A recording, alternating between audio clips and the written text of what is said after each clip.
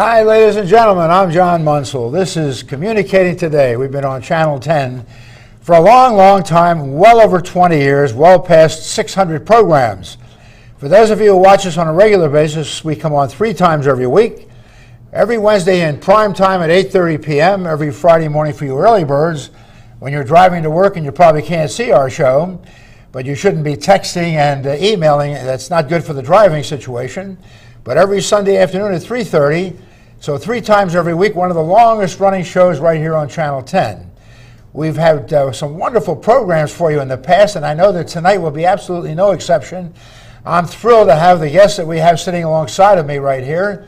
And let me introduce my guest to you for tonight's show. He's Mr. Morgan Wright, who is the CEO of a wonderful organization called Connected to the Case.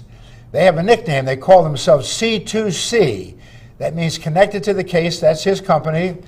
And they've devised a wonderful new program, revolutionary program, technology that allows the public and law enforcement to work together in an interactive way to solve crime, reduce missing persons, and also to protect children, and by doing it through the social media, through Facebook and all the other social medias that we have. So it's with a great deal of pleasure I want to again introduce my guest. Morgan, thank you so much for being on our program. Thank you, John. Nice to have you on Communicating Today. I guess it might not be a bad idea to find out just a little bit more about you as our guest for tonight's program. Are you a native of the greater Washington, D.C. area? Are you one of those 10% that, 90% that comes from somewhere else other than Washington, D.C.? Well, I got to admit, I was a little Kansas farm boy. My dad was in the military, was born in the great state of Kansas. A lot of nice people there, by the way, so it is good. But I moved around the world, lived in Iran, lived from North Carolina to California. I was in Kansas up until 2000, but I moved to the great Commonwealth of Virginia back in 2000. Right, and you were educated somewhere around here in the area, or where did you go to Actually, school? I was a music major, believe it or not. Before I went into law enforcement, I was had a bachelor's in music education, and then later on I got a couple degrees in computer information systems and human resource management. And then in 2011, I completed the executive leadership program at the Mendoza College of Business, University of Notre Dame. And then you said something about you went into law enforcement. So what was that all about? Well, look, don't know exactly why I did it, but I thought I just love that kind of work. I love being able to do something for somebody. So I started off as a rookie officer in the city of Salina, Kansas, right there in the heart of Kansas. I was there for about 3 years, and then I went to the state patrol, and I was a state trooper, and I covered 6 counties usually at a time. And I love that kind of work, but I wanted to get into investigation, so I joined the police department in Garden City, Kansas. And if you've ever heard of the movie In Cold Blood and read the book In Cold Blood, that was crime was committed there in Finney County, Holcomb, Kansas. So the Clutter family, all those folks, that's right in my area there. But about, I really loved what I was doing, and in 2000 I had an opportunity to move out here to Virginia. I ended up doing some work in the intelligence community, in the justice community, and then after 9/11, I really got involved with information and intelligence sharing. I was an advisor for the U.S. State Department, spent a lot of time working down to the Department of Justice on information and intelligence sharing, and that's really where a lot of this that we're going to talk about tonight came from. It was the inability to connect the dots after 9/11, after the D.C. sniper case, after several of the others. So I looked at new and innovative ways that we could get, use, and move information. So you came up across this idea of starting your company called, as I mentioned at the beginning of the program, Connected to the Case, and the abbreviation C2C. How did you come up with the name Connected to the Case? How is that connected to or related to the kinds of activity that you wanted to get into based upon your previous experience and into this new environment, this new area that you wanted to develop? Well, when I was looking at the cases, like I actually went out and briefed the FBI out in Clarksburg, West Virginia on the D.C. sniper case. So many connections. I don't know if you knew this, but the Malvo and Mohammed had 13 contacts in 38 days with law enforcement. Yeah, we couldn't connect the dots. 6 of the 19 hijackers had contact with law enforcement. In fact, one of them, Nawaf al-Hazmi, was stopped in April of 2001, put on a State Department watch list, but only in August. So I looked at all this, but what connected to the case came from is, you remember the old parlor game they used to play called 6 Degrees of Kevin Bacon? You know, connect every movie star to every other to Kevin Bacon. Well, that came from the theory 6 degrees of separation, which means all of us are connected by no more than 6 degrees. That means we're connected to every crime, every event that goes on. Then when I looked at social media and looked at Facebook and what they were doing, it was about connecting people together. You and I may have gone to the same school together, may have lived in the same town. I said, well, If I can connect people together, why can't I connect people to active cases that law enforcement is working on? Because guess what? They have the same things. They have people who were born somewhere, they live somewhere, they work somewhere, they went to school somewhere, they went to vacation somewhere. So 5 things connect all of us: the date, the location, the time, a big factor, demographics, what do we have in common, and then relation. Do we go to certain places? Do we live in the same neighborhood? So I brought that all together and I looked at it and said, look, let's use Facebook as our primary engine, but let's connect people to active cases and see if they have information that can help solve a crime, return the missing, or protect our children. Now, as I was checking into your background and some of the information getting your company started, and you mentioned Facebook, and there's some other social media, Twitter, Ustream, Pinterest, is it? Yes. Pinterest, YouTube, Storify, Tumblr. I'm not sure if I'm pronouncing some of these words. Tumblr, right. Foursquare and so forth. There's a whole bunch of social media out there. Are you concentrating mainly on Facebook or Twitter, or are you incorporating some of the rest of these social media as well? So, and one of the great things we're going to do tonight too is we're going to be able to show the folks that are watching, whether you're watching, on Wednesday, on Friday, or on Sunday, we're going to be able to get these folks involved today. So this is the great thing about the show today, is setting it up so we could get you in an interactive way with us. So we use all the different types of social media because they do different things for us. For example, Pinterest, very much about pictures and sharing ideas. So we use Pinterest to put up all of our wanted criminals, our U.S. Marshals Most Wanted, our FBI Top 10, unsolved officer down cases, something very near and dear to my heart. I have 5 friends who are on the wall of the National Law Enforcement Officers Memorial Fund, so that's something I take very seriously. And then we look at our regional and local fugitives, people who are wanted, missing people. So Pinterest becomes a very good way to share information. Tumblr, from a blog standpoint, we're able to write and share stories. Twitter, obviously, we can get information out very quickly. So we look at linking all those things together to create this big network of information because, John, together, collectively, we're smarter than we are individually. So how do we harness the collective power of social media and the internet to focus it like a laser beam to help solve crime, return the missing, and protect children? And you have is your company located in a specific place? Do you have an office somewhere? Or where are you headquartered? As Dick Cheney said one time, we're in a secret, undisclosed location. No, but we're in Loudoun County. So I mean, we're proud to operate out of Loudoun County. We're in the National Capital Region here, but so much of our stuff is done online. We're finding that the information needed to solve crime isn't necessarily contained in the jurisdiction in which the crime was committed. This is global, so we actually have global. We're a local company, but with global reach. Well, that's wonderful. I guess now you have some samples, I think, that we have on our computer.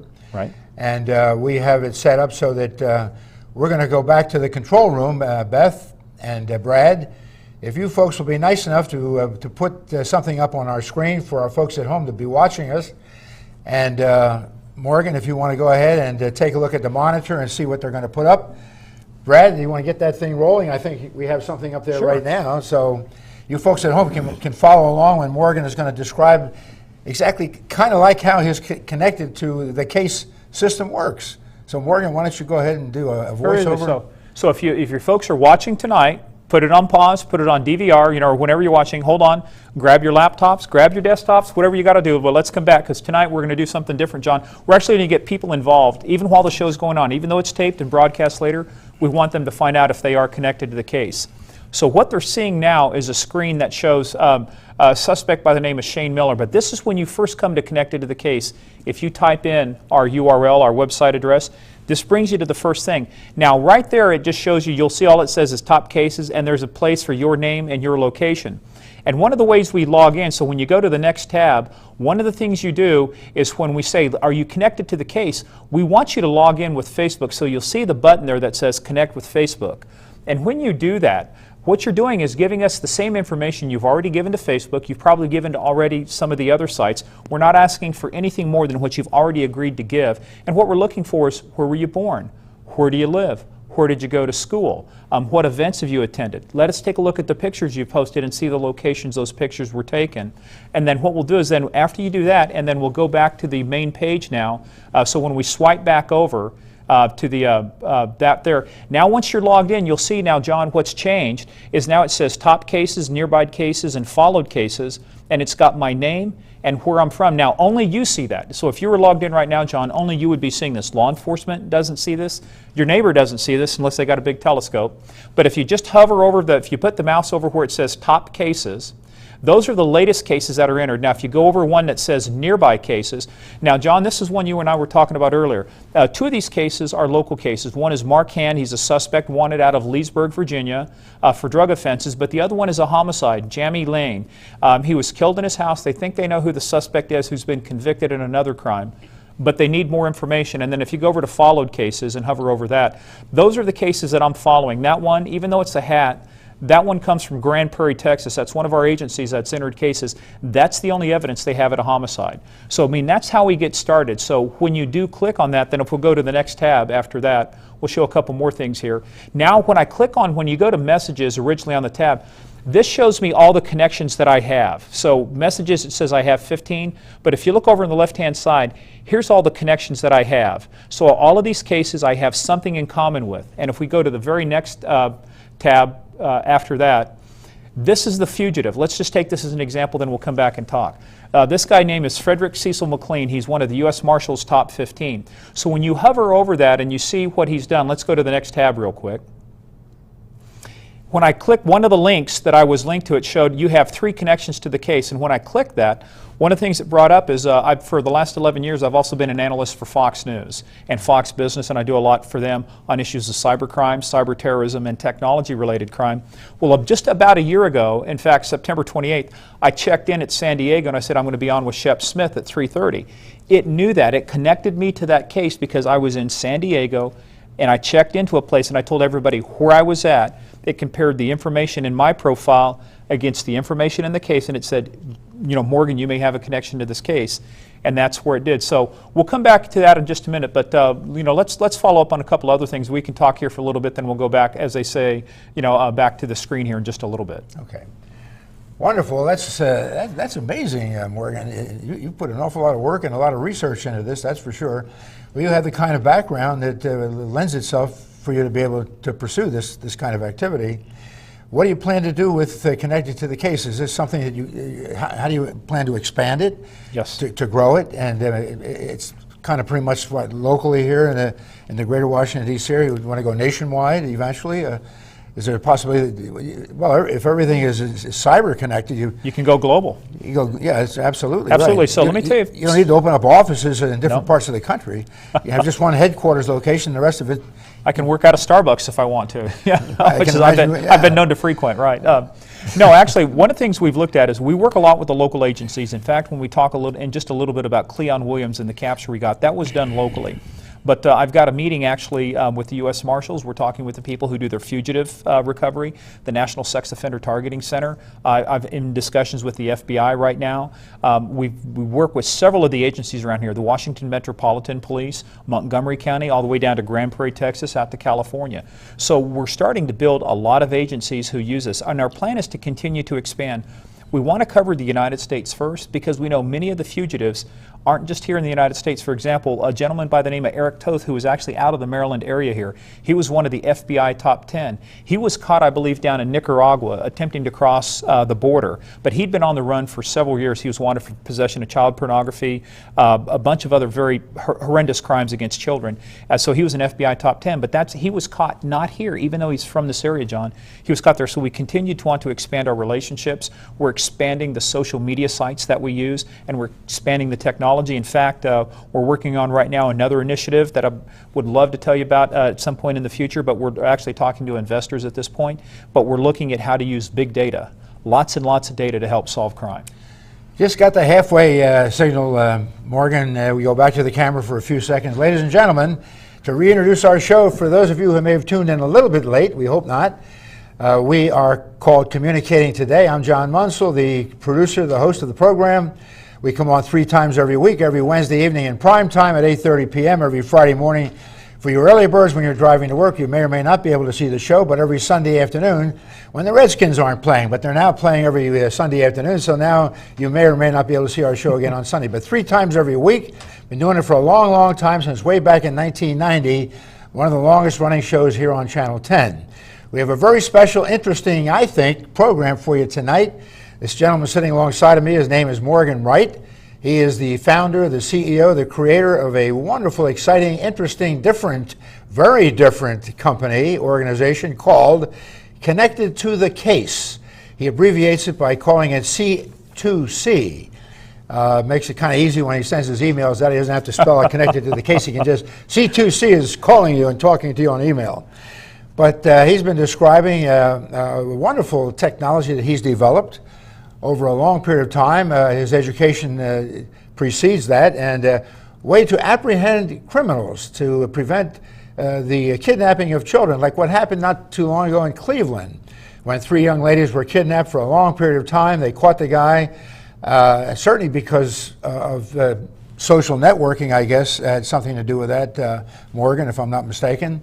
And the public was involved in that. People saw pictures, they saw clues and things that happened. They reported it to the law enforcement authorities, and eventually the gentleman was apprehended. He was convicted of the crimes, sentenced to 1,000 years in prison. He committed suicide last week, as you may or may not have read in the papers and so forth. But anyway, Morgan, that's a very exciting business that you've developed here, the C2C. Right.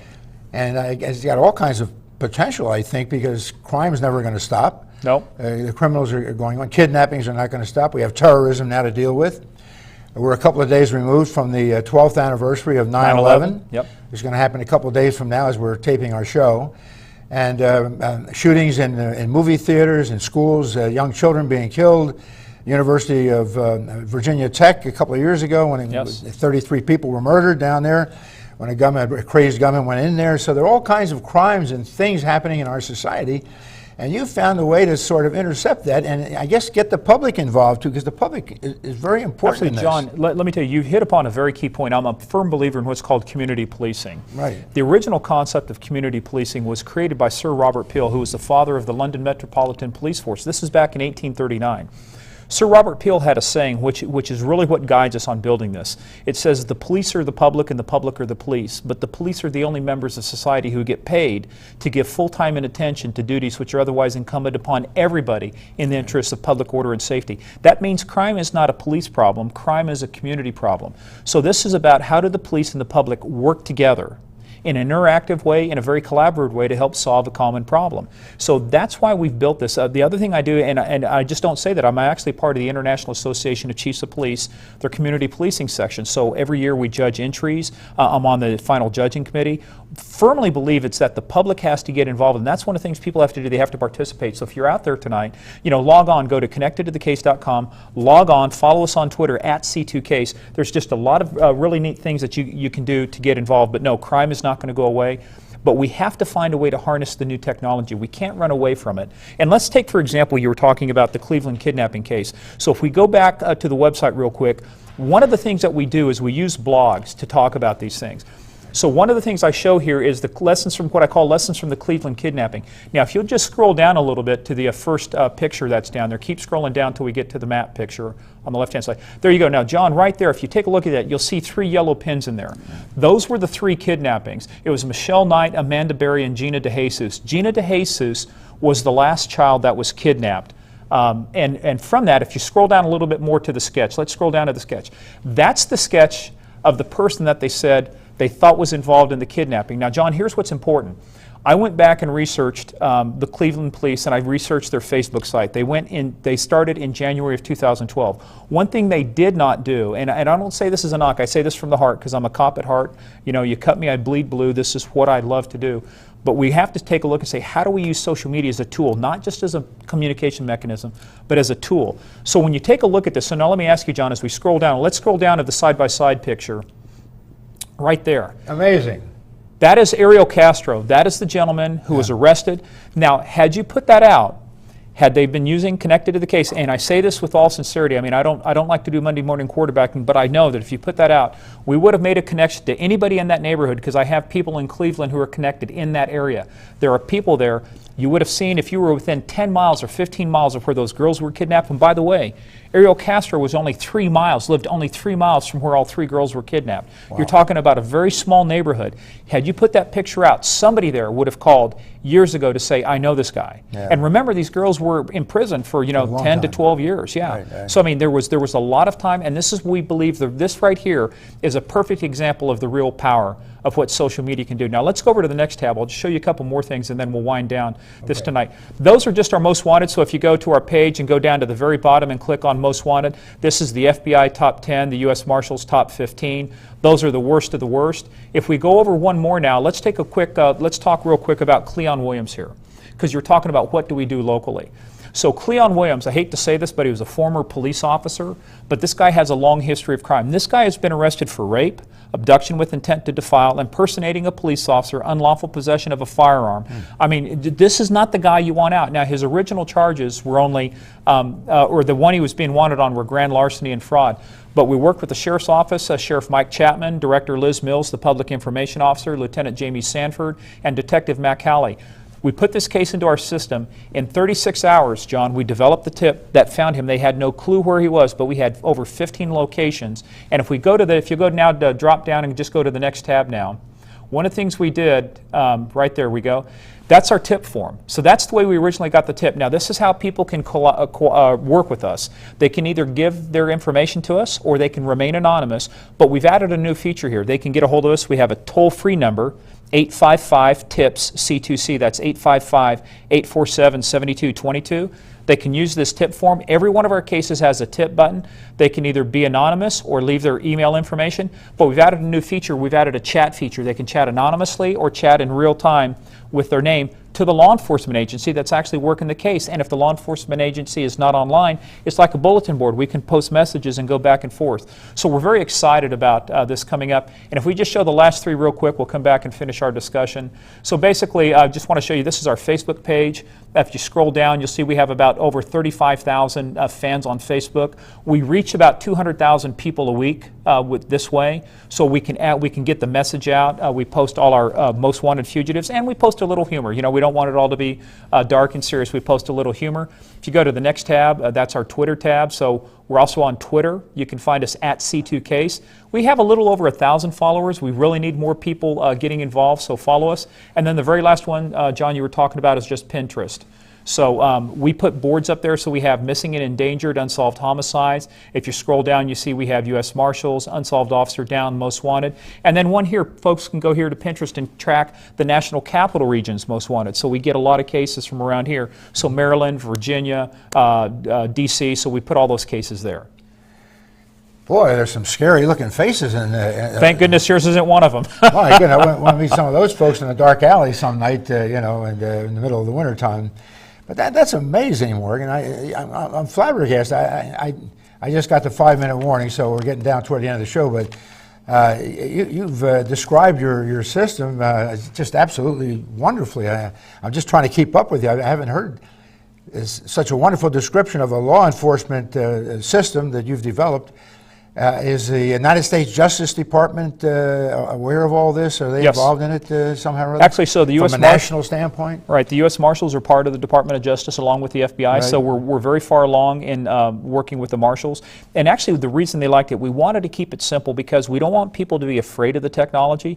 So we have a very simple 4-step process. It's called click, connect, share, and solve. Click on the link to connect with Facebook or any of our other platforms, but you got to share the case to help solve the case. The more you share it, the more that it'll come back in. So those are some things we do. And then one of the ways we do help keep this supported, John, because the key thing is here, this is a no-cost resource for law enforcement. We do not charge. We've built this to give this away, but the only way we can keep doing that is through our affiliated nonprofit. It's called Themis Center, T-H-E-M-I-S. Themis is the goddess of justice. So when you see the Lady Liberty, that's actually Themis. So Supreme Court. Right, so that's Themis. So, Yeah. but if they go to themiscenter.org, they'll see that we take the mission of Connected to the Case, which is to help law enforcement solve crime, return the missing, and protect children, but we apply research, innovation, and education to that. So we would appreciate it. I know you got a lot of viewers out there. If they would go help us out, go donate any amount. We have several, or they can choose how much they want to donate. But every part of the donation goes to help do research, helps to do innovation, education. But the biggest thing this does is helps us keep this as a no-cost resource for law enforcement so that we can continue to build it and give it away so that we can continue to make an impact on our community. So is this basically then a kind of a nonprofit type of operation or service that you're providing? The one side is FEMA centers are not for profit, but connected to the case, and our main company is for profit. Yeah. Absolutely. And so we have some. One of the things we talked about, be able to tell you about later. We're actually meeting with investors, but we're actually looking at a way, as I said, to use big data, and that actually will be a whole new area that we're going into. We've got this figured out now. Now we want to go into how we use big data and other things to provide information and localize and personalize the delivery of information and news about crime. Yeah, I know when the Boston Marathon situation bombing took place a few months ago, that law enforcement had no idea of who did this and who committed this horrendous crime. A couple of people were killed and many were injured, lost arms and legs and eyesight and so forth. But the law enforcement folks came out and came to the public and said, we need your help to the general public. Did you see anything?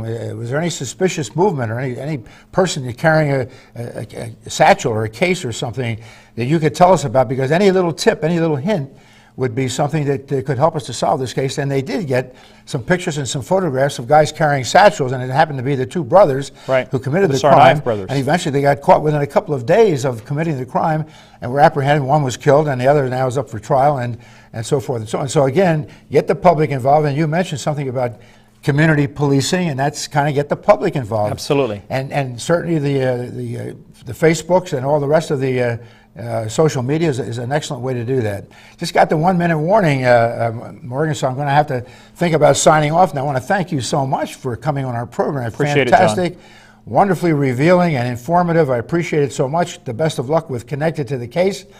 And we go back to the camera and say, folks, thank you for watching our program. We always go out by saying, keep on communicating for success.